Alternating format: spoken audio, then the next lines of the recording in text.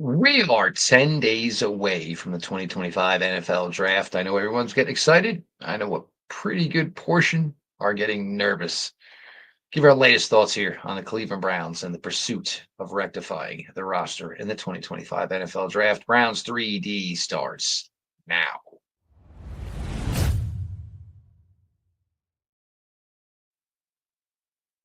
Welcome back, my friends, to the show that never ends, your daily delivery of all things Dog Pound Browns 3D on the OBR, brought to you by Stage Sharpening Mower Sales and Service. I'm your host, Jeff Lloyd. We appreciate everybody who makes the OBR such a big part of your life. You guys have been fantastic coming out every day, reading the written content. I highly recommend, Jack is finally getting the finalization of the Browns draft board up for everybody. Factors in age, factors in athleticism. And Jack may not be able to tell you exactly the player the Browns are going to pick, but most likely the lists and articles Jack gives you will contain the players the Cleveland Browns will draft.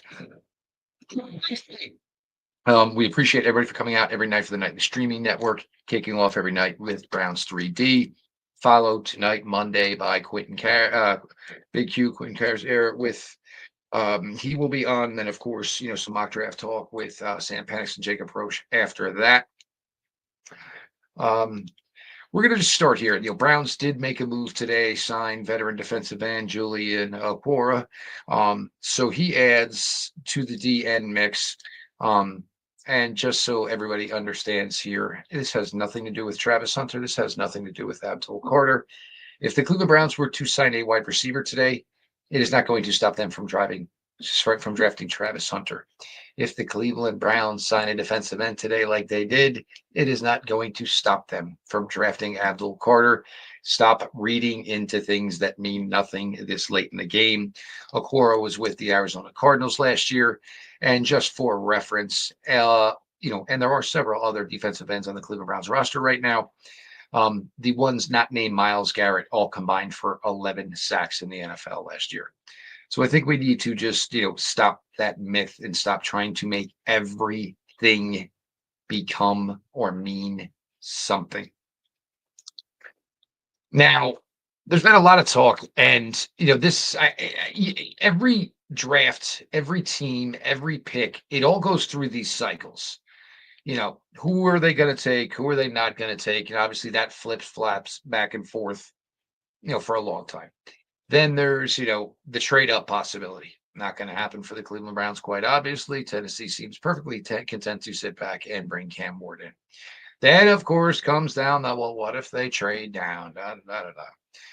Trading down for the Cleveland Browns would be absolutely, in my opinion, asinine. You have two blue chip players staring you in the face. And, whatever my concerns, may be, and I'll admit it, I could probably be nitpicking when it comes to Travis Hunter. Just because I want every bit of information doesn't necessarily mean, that we don't have that. Just because we don't have testing numbers on Travis Hunter, that's going to be something that's going to hold the Browns back from selecting him. I get it. You have Hunter, who was just this absolute force in college football last season. He played completely both sides, every snap. Was just an incredible talent. The Browns have told you they see him as a wide receiver. The Browns have 5 quarterbacks on their roster. Denzel Ward, who they extended, 4 other guys who they have drafted.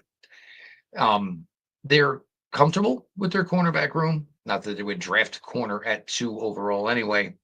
But if they are drafting Travis Hunter, the thought process out of the box is that Travis Hunter is going to be Jerry Jeudy's running mate, and hopefully they will be the duo of whatever quarterback they draft this year, and most likely coming back again in 2026 and drafting a quarterback then as well.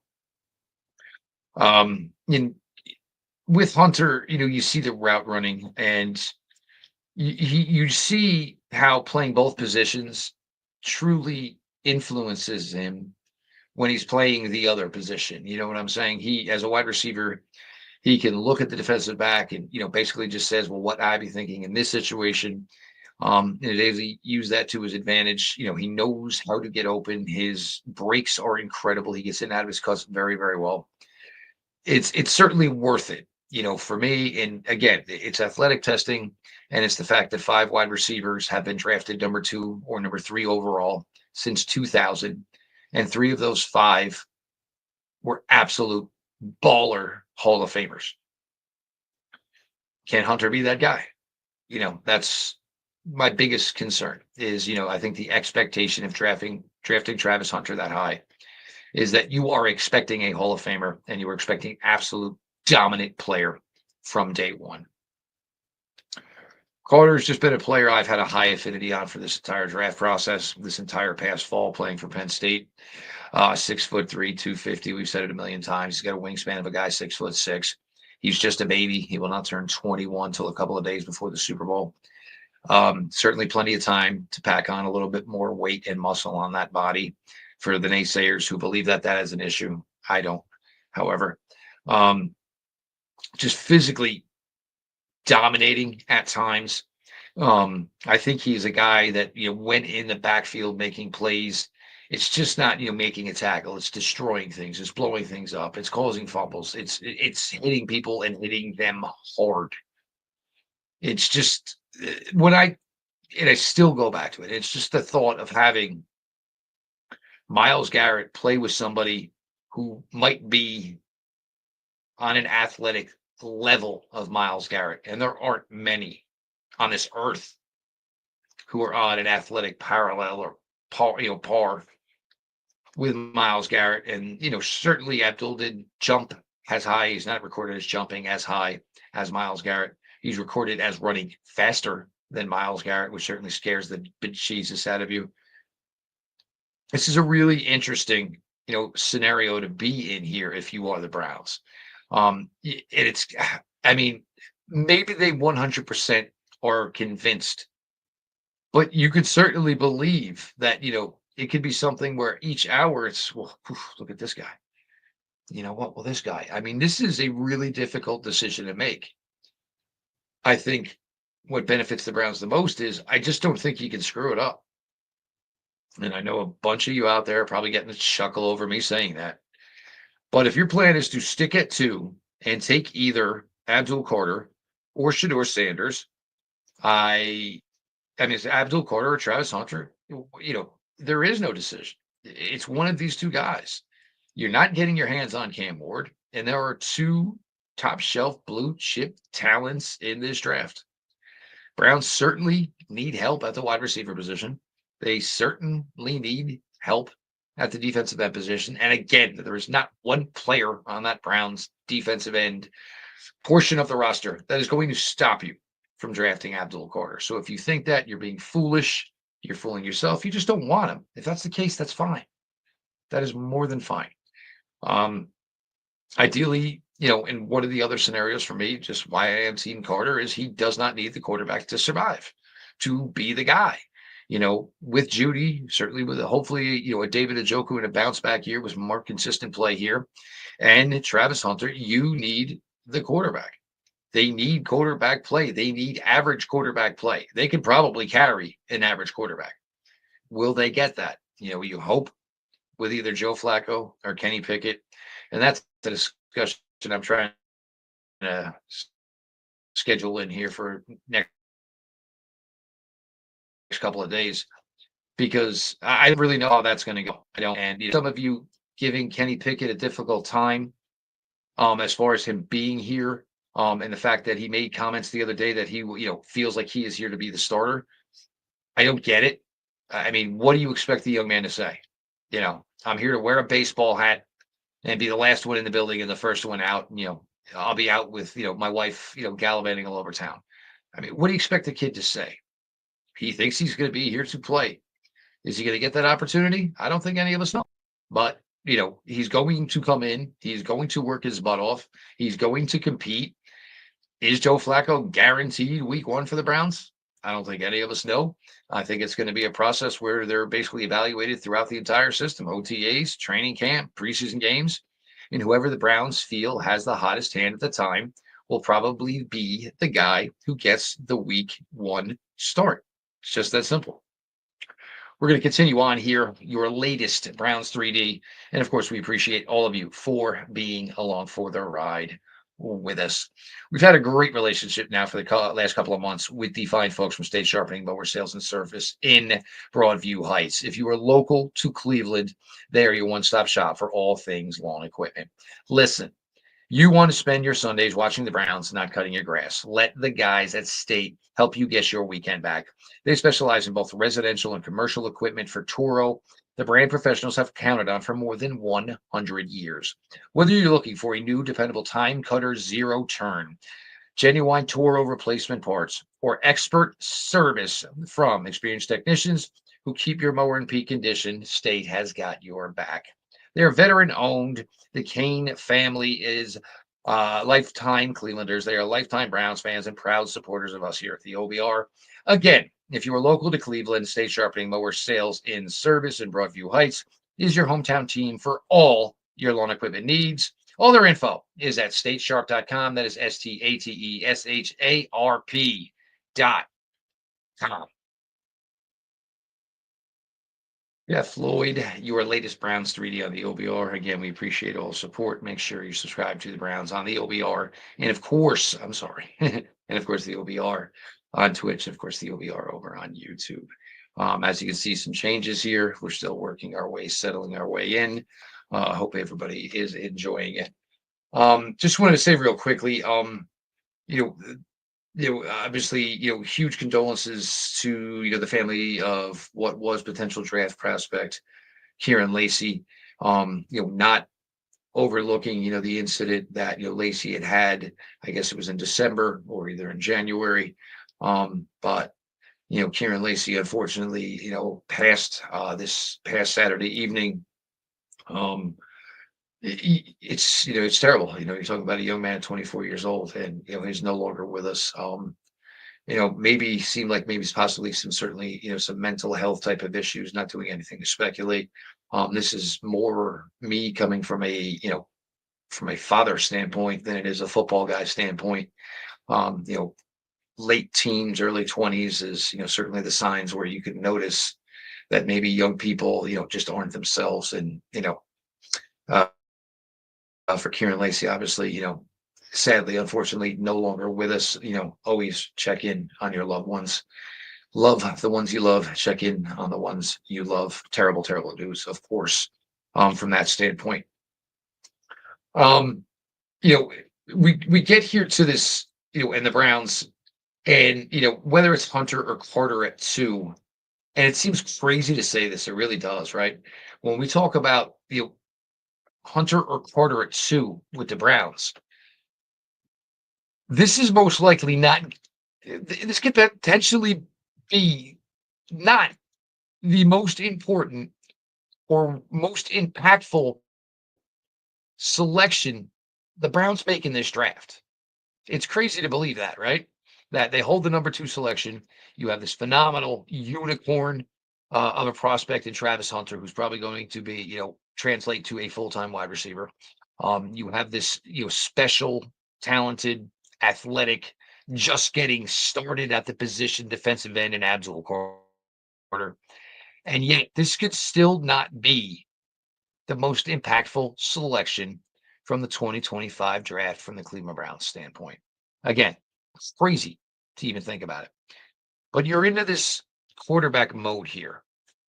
And again, I will say it, I think the Browns are going to select a quarterback in 2025 and fully believe that they could possibly be drafting a quarterback in 2026. Could be high, could be low, could be day 3, but I think they believe that that is something that they're going to have to pursue.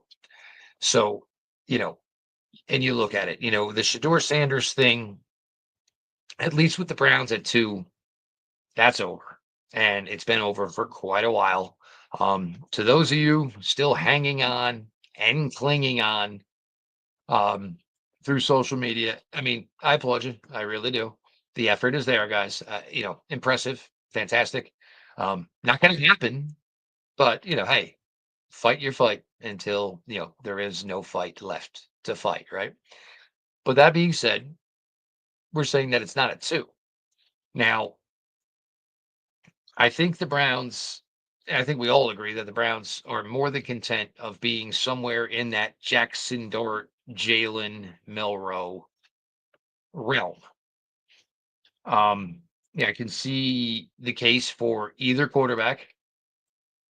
I can see how the Browns have been connected to both quarterbacks. Certainly a little bit more to Jalen Milrow, going all the way back to 2023, as he was the offensive coordinator with Tommy Reese was the offense coordinator for Jalen Milrow at the University of Alabama.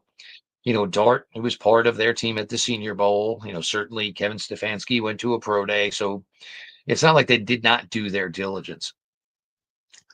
I think the question is, I think they like both quarterbacks, but just as we said, and we talked where the Sanders at two stuff stopped, you know, because basically it was that the Browns knew they thought that Cam Ward was the better quarterback.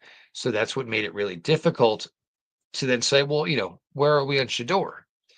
Because you spent all that time going through all this stuff and establishing that there were a myriad of ways that you found that you put together to rank Cam Ward as the better player. It's really hard to then, go from one so definitively while discussing the flaws of the other, which made him the lesser player, to now just all of a sudden say, oh, it's okay, fine though, but we can take him at two. And I think they're going to kind of run through that scenario and are running through that scenario, certainly with Jackson Dart and Jalen Milrow.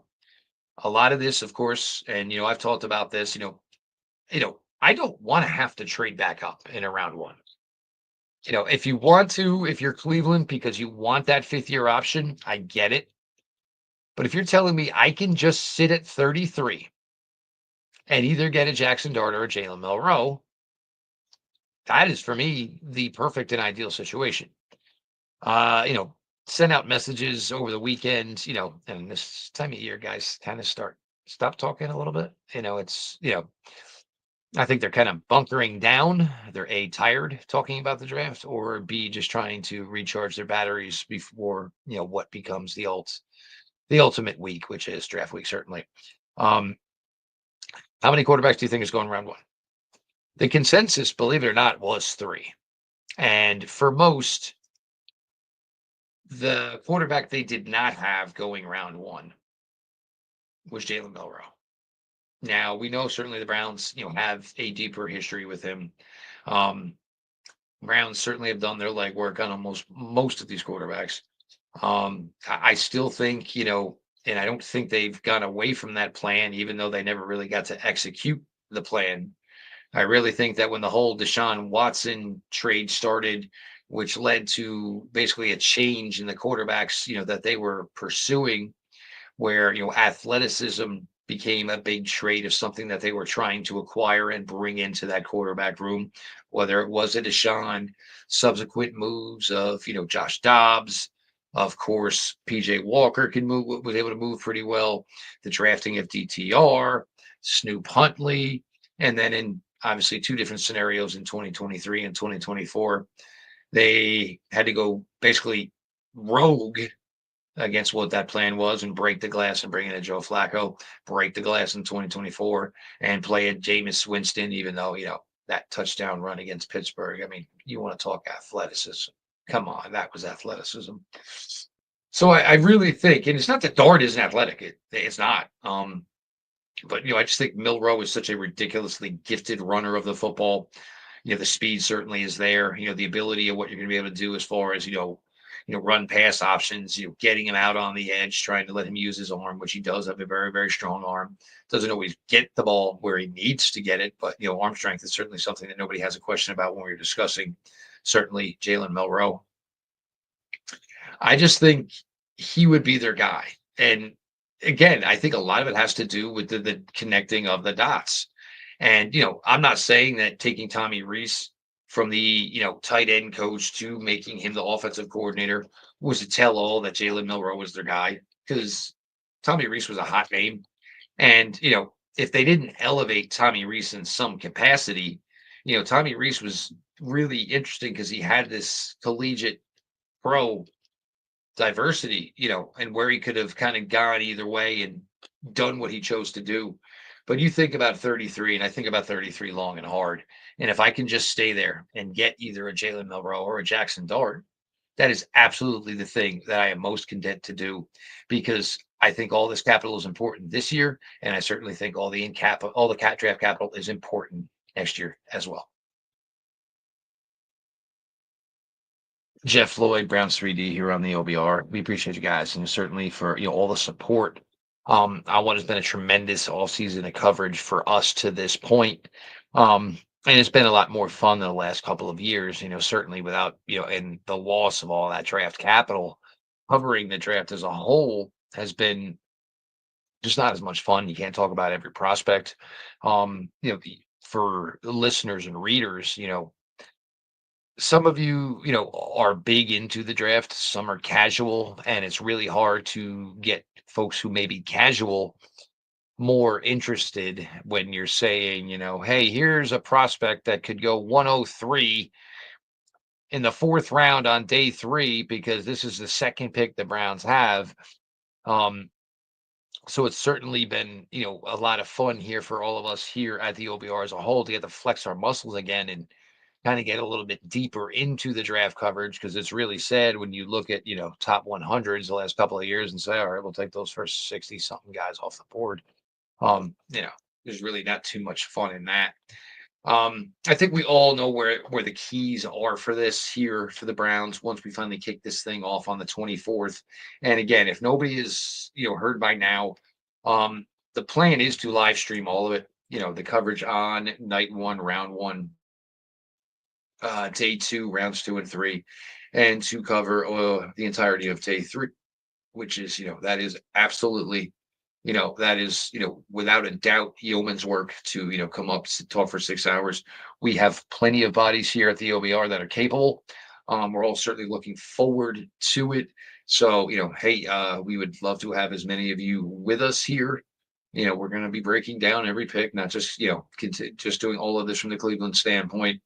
We'll boo and we'll hiss a little bit, certainly at some selections, certainly maybe ones by Pittsburgh, Baltimore, and Cincinnati, of course. So, all week and long, Thursday night, Friday, and all day Saturday, the OER, we plan on to be live streaming the entirety of the 2025 NFL draft. Now, like what I mentioned earlier, why I just don't want to have to go up, to get a quarterback off of 33. It's because of picks, like 67. It's because of picks like 94. It's because of picks like 104. Browns need a lot of bodies. That's one thing I think we all know is the Browns need a lot of bodies at this point.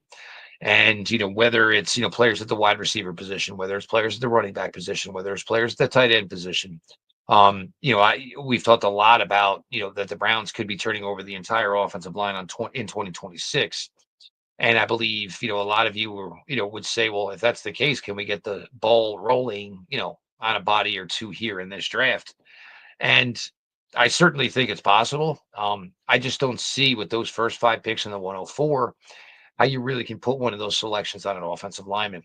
If it's going to be quarterback, if it's going to be one of the 2 dynamic dudes in this draft at 2, whether it is Hunter, whether it is Carter, you're going to need a substantial name on a running back. And I don't know if the Browns are going to go running back at 67 or the Browns are just going to say, hey, we can dabble from 175 on and try to find a couple of running backs. I don't know if that's going to be the case. I mean, I think we're all in agreement that we think Nick Chubb is going to be announced at any time now returning to the Browns. But I think we're all also in agreement that we really all have no idea or any belief just exactly what Nick Chubb is anymore or what Nick Chubb is going to bring to this team. And honestly, it's unfair to have expectations on Nick till we actually even get to see, Granted, it's only a broken foot that he's coming back from now. But what we saw certainly in 2024 was not, the Nick Chubb we had become accustomed to Certainly it'll be interesting to see where Nick is at as far as a health standpoint, as far as a health percentage standpoint. He's never going to be the 100% Nick Chubb was. And, certainly some of that probably has to do with father time equating into the factor. But somehow, some way, the Browns have to get better at the, running back position. It'll be interesting and maybe somewhat aggravating if they're not in on tight end this year. Because I mean, you pretty much name the tight end outside of Tyler Warren or Colston Loveland, and they have pretty much met with all of them. They've either met with them at the All-Star games, they've been on trips to Berea. Jason Taylor's son is currently in Berea. I believe he's in here late tonight and meeting with the Browns again tomorrow on Tuesday. So they're certainly getting it, their due diligence done in that respect. He's a really interesting player. And only 21 years old. I think it was 50 something receptions this year. He's really, really a player that's, you think when you see a guy like David Njoku, I think you think that's the type of player, Taylor could gravitate towards being in the league, along with certainly, of course, with Elijah Arroyo out of Miami as well. I mean, both these guys, 6'5", 250, really good athletes. Me personally, I think Mason Taylor is probably a little bit better, a little bit further along in the run game right now, which is a little surprising, seeing as Mason Taylor is also probably younger, but Arroyo certainly had missed a lot of time at Miami. And this was really the first year he got full run with Miami. So, you can't really, even though he's 22, you can't just say, and, put him in the corner and say, well, he doesn't really block, and I mean, keep in mind when David Njoku got to the league, his blocking was still, light years, away from being NFL ready, the way we speak, certainly of David Njoku now. There's, no question. It's just come so far, so fast, and so much dedication from the former Hurricane and David Njoku. So realizing all these spots they have, and even if you don't take quarter or two, you're gonna have to probably bring in a pass rusher. If you guys think that this is the pass rushing unit next to Myles Garrett, I gotta chuckle, because for the last 2 years it was Zadarius Smith. For the 2 years before that, it was Jadeveon Clowney. They have always put some sort of established name or uber talent next to Myles Garrett. So, I mean, and it's not a knock in any way on Isaiah McGuire, because I think Isaiah McGuire is a really, really solid fundamental defensive end. And I think, there's still growth to be had as a pass rusher, which makes a ton of sense. But I do not think for a second that you guys truly believe that this is the guy, that all of a sudden it just doesn't look like the Andrew Berry way. And stop with the Julian Aquara and the Joe Tryon. And I'm sorry, there's just no way I see it in any way whatsoever. I just don't see it. I do not think it is going to happen. And again, like I said to all you Sanders folks early in the episode, it'll be Carter for me until I hear the selection on Thursday, April 24th. And the other thing is, at this point, if you jump off of what you think is the guy or what is how you would do it, you're just trying to appease the masses. Stand for who you are. Stand for what you believe in. This has been my guy since January. Since January. Just so much about his tape, so much special to his game. I have a hard time believing that this wouldn't be the pick. But Travis Hunter certainly brings a worthy adversary for that number 2 overall selection. And we'll certainly see, 10 days from now, the way it all plays out. 2 great players. How do you value the position? Do you value wide receiver just as high as defensive end? Me personally, I don't. Do you feel that Hunter is somebody that can truly give you Hall of Fame potential? You answer that question, then sure. The selection makes sense. I get it. I do. But we're going to continue to talk about it all week this week, all week next week. Going to brew up as much Bigelow green tea as I possibly can to keep the voice going all next week. But really looking forward to it. My first draft year here with the OBR. Really looking forward to the live stream. So of course, everybody make sure you come on and please come check out for a couple of picks with us at least. Again, we are really thankful for everybody coming out every day, reading all the written content.